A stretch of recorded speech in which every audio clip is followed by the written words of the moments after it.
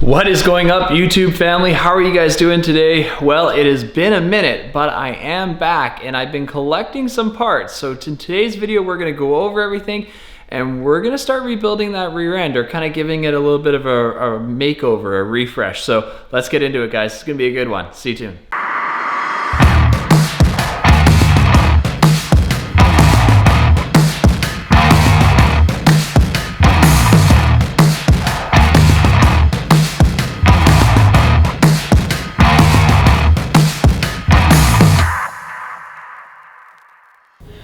All right, so let's get started. So as you guys know, I've got a ton of stuff here on the table, and there's a bunch of stuff obviously for the rear end, which is the kind of purpose of this video, but I've also got some other stuff on the table here that I'm gonna be doing in some upcoming videos, but I thought I'd show you guys it now and give you an idea of what you should expect to see over the next couple of weeks as I get the car ready for the season. We're getting close to spring, so I wanna make sure that I get everything done on the car as fast as I can. Car's gotta get out to an alignment shop, it's gotta get corner balanced, but in order for me to do that, I've got to finish up everything else here. So one thing I hinted on a video that I'm going to be working on really soon is an oil cooler I recently just installed on the car, along with a new oil pan. So I really wanted to make sure that I took care of the engine that's in the car as best as I can, making sure that, you know, on these 20-minute sessions out on the track that I'm keeping my oil temperatures down, getting lots of cooling going on, a little bit of extra oil capacity as well. And with the oil pan, it actually has baffles in it to prevent the oil from sloshing around when you're going around some long sweeping corners. One thing I noticed when I started to put the oil cooler in the car was how close the oil lines get to the serpentine belts when they're going past the front lower radiator mounts. So I decided to get a BMR front lower radiator mount. Now this guy is significantly lighter than the factory unit. It's still, this particular one has the sway bar mounts on both sides, so I'm still obviously retaining a sway bar because I'm not a drag racing guy, I'm a road course guy. And I got this one powder coated red. It's BMR's red, but it's very close to the red on my car. But the biggest advantage to this is this main tubular part that I'm holding on to. It gives a lot more room and clearance for those oil lines, which in the upcoming video when I go to install this, you guys will see what I mean. So this is something that I'm gonna be working on hopefully soon. I gotta get the whole front bumper off the car, so I'll do that so I can show you guys the oil cooler. You don't need to do that to put this in, but I just thought I'd do it just for the sake of the video so you guys can see the cooler and everything else. So look for this one coming up in the next couple of weeks as well. All right, next, so while we're doing that on the front of the car, keeping with the theme of other things that are on the table here that aren't really related to today's video, BMR's engine mount. So I basically contacted Kelly over at BMR, really great guy, spent a lot of time on the phone with me, kind of got an understanding of the project and what I do here on the channel. I paid for everything, so I'm by no means am I sponsored by BMR or any of the companies that I have parts from. Nobody's given me anything. I get standard discount pricing like anybody else would if you find promo codes and things like that online. But I decided I wanted to get everything that BMR had that I wanted to add to the car. There's a bunch of BMR parts still left on the table here, but one of them being their engine mounts. So a couple of reasons I wanted to do this. After doing the header install, I did notice, you know, the engine mounts looked a little bit tired, but I started to kind of think about doing the engine mount upgrades. So there's a couple things. It's gonna save some weight, so you're actually shedding some weight off the front end of the car, which is nice. You're getting a stiffer mount with the polyurethane bushings here, which is nice, you know, less engine deflection, so that's kind of a good thing. We're not a drag racing guy again, but it's going to increase vehicle vibration slightly, but more importantly, it's gonna keep everything in place. The one thing I really liked about it though, is you've got these spacers here. There's two of them, and each one is about a 1/4 inch, so you can do a total 1/2 inch, and you can lower the engine. So a couple of advantages to doing that on these cars. It's gonna lower the center of gravity, and when you're dealing with road racing and corners, any little bit helps. And if you can lower the motor just slightly, you should start to get that weight down, and that might actually help a little bit.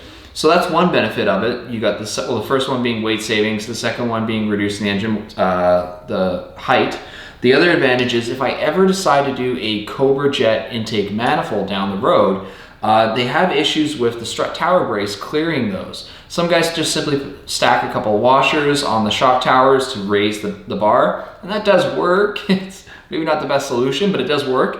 I thought, you know what, by doing these engine mounts, and at least starting with the 1/4 inch ones, which is what I'm going to do when I install them, I'm going to drop that motor that 1/4 inch, and that's going to help me add the clearance. Now, after the last dyno session that I did in my last video, which you guys saw, the car made a lot of power and a lot of torque. And one of my concerns about maybe running the Cobra Jet manifold right now is I might lose some of that low end torque that I gained from the header install. So I might wait this season. It might be something I do in the off season next year, but you never know. If I come across a good deal, I might pull the trigger on it and do it. But I will put these on as well, and I'll show that in the same episode that I'm gonna do with the oil cooler, just because it's all kind of in the front end. So you guys will get a good idea of what it's like to put them in. It's really straightforward. You just lift the engine on the transmission side, undo the 2 bolts that are on the top in the engine bay for the motor mounts. You'll be able to lift the motor up, and then you can pull the old mounts in, put these ones in. It should be pretty straightforward. I would probably venture 30, 45 minute install, but I'll show you guys that in the next video as well. So look for that one. All right, next. So if you saw my first episode of the Ultimate Boss 302 build, you guys noticed that I managed to get my hands on a set of JRI Cortex coilovers. Really fortunate to get those. I was really happy about them. They were used. I did end up having to rebuild both the rears and the fronts, and I've played around quite a bit with spring rates. I've actually converted the rear springs to 2 1/4 instead of the 2 1/2, just to get a little bit more clearance with the 18 by 11 inch Apex wheels and the 305 section tires that are on all 4 corners. But one thing that I always really wanted to do was maybe take a look at those Maximum Motorsport camber plates. They looked fine and they're a great camber plate, but one thing that I preferred was something that maybe had some markings on it so that I would know what degree of camber I'm running on the car, and I'll be able to have a gauge so that if I want to kind of mess around with it at the track, or maybe when I'm driving on the street, have a different setting and then dial it in for track days. So I decided to get a set of Ground Control's race camber plates. So these are straight bearings. There's no bushings or poly or anything to them again. So as you're gonna kind of notice the theme as we go through the parts, I'm not running anything that is poly anymore. So these guys are really nicely built. And one thing that's really cool on them is they've actually got some degrees of camber when you're sliding this up and down. And there's a notch here that you can line them up to see where you're actually at. Now, to be truthful, I don't know how accurate these are. When I get my shop to do the alignment, we'll find out then. And what I'm gonna ask them is, you know, when they say this is -2 degrees camber, -2 1/2 degrees camber, what is it actually showing you on your machine? And we'll get a reference there so we'll know. I think when you consider wheels, tires, every other suspension component you're done, what coilovers you are, what ride height you're running, there's so many variables there that it's nice that they have these markings, but what I'm gonna do is I'm gonna get the shop to actually tell me at each one of these markings what it really is, and I'll use that as my reference for when I'm at the track and I want to go, okay, I'm currently at -2 degrees camber, I want to bump it up a little bit more, I want to run it to like 2 1/2 or maybe even possibly 3, depends what that maxed out setting is going to be on these. So look for that in the next couple episodes as well. One thing I will note on the race ones, like I've got here, you do have to modify the shock towers. We've done this already on one of my friend's cars, so I'm fully prepared to do it. And I will show that in the coming episode as well on what it takes to get these in. You have to open up the shock tower in this area here to allow to get all this extra room for all the adjustments as well as the slider. So you're gonna be opening it up significantly. I think we did about a 2 1/2 inch hole saw to get that opening. So I'll show you guys what that looks like in a coming up video. So stay tuned for that one. But these things so far, beautifully made. I'm really impressed with how they've done these. So yeah, I look forward to putting these on the car. All right, so we have made it to the part where we're discussing today. So on the car, and if you've been following my channel for a little bit, the car was kind of a street car, and I've slowly started to get more and more into HPDE, track day events, things like that. So I'm starting to go a bit more aggressive with my suspension setup. Now, when we did the first stage of the rebuild last summer, we got obviously the Cortex coilovers. I decided to contact Philip, who's an awesome guy to deal with at Cortex, and he hooked me up with the Watts link. Again, paid for, no discounts. I'm not a sponsor by Cortex in any way. But I had that white line Watts link on the car. So my previous setup was kind of like a white line Watts link, white line lower control arms, which are fixed with poly, and then the white line upper control arm, again poly, and it's a camber style adjustment. So that worked fine when the car was on lowering springs. When I had the alignment done, there was nothing out of range. When we put the one-piece drive shaft in, the upper control arm gave us that adjustability that we needed. So we were able to get the drive shaft angle on the right angle. Everything worked great. But as we've kind of moved into coilovers and we've gone a little bit lower and a little bit different of a setup, the last alignment I had done, the guy told me that the axle was slightly out by about like 1/16 of an inch. And it wasn't much, but he's like, you know what, if you had adjustable lower control arms, I could have been able to get that squared away for you. So that kind of got me thinking, you know what, I think it's gonna be time for me to pull the trigger on that and make that upgrade. So what I've done is Cortex's race lower control arms. Now, the main body of these are done in aluminum, so you are saving a significant amount of weight. This is a lot lighter than what's on the car. When we get to pulling those off, I'll weigh everything out so we can kind of see what the difference is. And they're all rod end. So you now have no poly bushings. This is going to be zero deflection, basically, and nicely adjusted. So the quality of these things is exceptional. There's a lot of lower control arms out there, especially rod end ones, and BMR makes them as well. I truthfully just decided to go with Cortex for a couple of reasons. I already had some Cortex parts on the car, and I kind of wanted to keep things somewhat matching, so I figured if they make it and I want to use it, I'll use their parts. The other thing is the rod ends that they use are FK rod ends. Now, if you start doing some research and looking into this stuff, FKs are some of the nicest rod ends you can get, and they do carry a premium. So that is kind of associated with the cost of when you're buying these guys.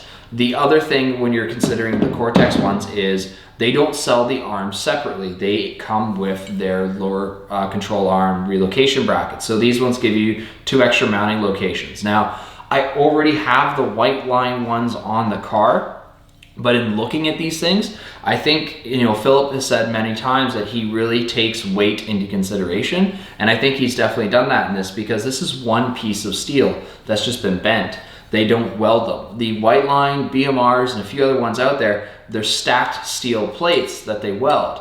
Now, maybe that's great for drag racing, a lot of load, high horsepower cars. That totally makes sense.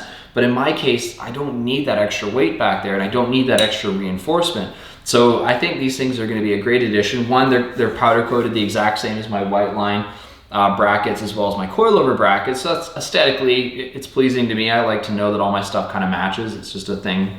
But yeah, they come with this. So when you factor all that in, I am going to be selling the other stuff. So if you're interested in it, let me know. I'll be posting on like Facebook Marketplace, things like that. A lot of guys follow me on there. So I'll be posting all my used parts on there.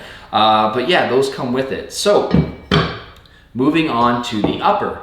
Now, Cortex doesn't make an upper control arm. They make a totally different setup. You can check it out on their website. I didn't really want to go that route. I wanted to stick with the upper control arm. Once again, I have the white line on there, but it's all poly, and I want to do everything in rod end. I want zero deflection in the rear end. So, speaking of Kelly, this is their brand new upper control arm mount. Now, they just came out with this. They said that they've done a couple of changes to reduce weight. Once again, I kind of like that. So there is the white line one that's in my car that came with the white line piece. So I'll be pulling that out, and maybe we'll weigh these side by side and we'll see what the difference is compared to the two brands. I don't know how much lighter this is than the old BMR, but in looking at it, I mean, I can't really see where they've shaved the weight off, but I'd be really curious to see maybe when I pull the white line one out, we'll see if there's a weight difference there. So that's kind of cool. But that's the bracket in red again. And here's the arm. So this is their rod end version. So clearly I don't care about vehicle noise and harshness, but I do care about having zero deflection. The other thing that's really nice about this is it's gonna be a little bit easier to make adjustments. When my guy was doing the adjustments for the drive shaft, he's like, it works, but it's a bit more difficult to do that white line one. This is gonna be a little bit simpler. The only drawback I find to this is you really need to make sure that you're using some Loctite to lock this down, just to make sure it doesn't back out. I personally have heard of a few stories of guys where we've had this kind of start to back out on them a little bit and ends up changing your drive shaft angle. So something to watch over time and make sure, but obviously we'll use Loctite and we'll try and keep it on there as best as we can. But it's a nice piece, really adjustable, and again, obviously having this rod end on here is really good. Now, When you're looking at doing this on your car, if you've already done this, you know that on the actual differential itself, it's got a rubber bushing. So you go and spend all this money, you get something really upgraded here, and this is a lot more reinforced, but you still have that rubber bushing on the differential. Well, not anymore. This is BMR's differential bushing. So this is going to replace that unit, and again, it's an actual like spherical kind of Heim bushing. So zero deflection. My friend has this already installed on his car. He swears by it, so we decided we're going to do it on mine as well. So this is going to take quite some time as well. We'll get this on the car, and that's basically going right in there. So now when you look at what you have for connections, I mean, there's going to be no deflection here. I'm probably going to hear a lot more from the differential. I noticed that when I upgraded the rest of the stuff on the rear end of my car, the other upper control arm, I did notice a little bit more noise from that differential. So I expect to hear more. It is what it is. I think I might be getting close to having to rebuild the diff.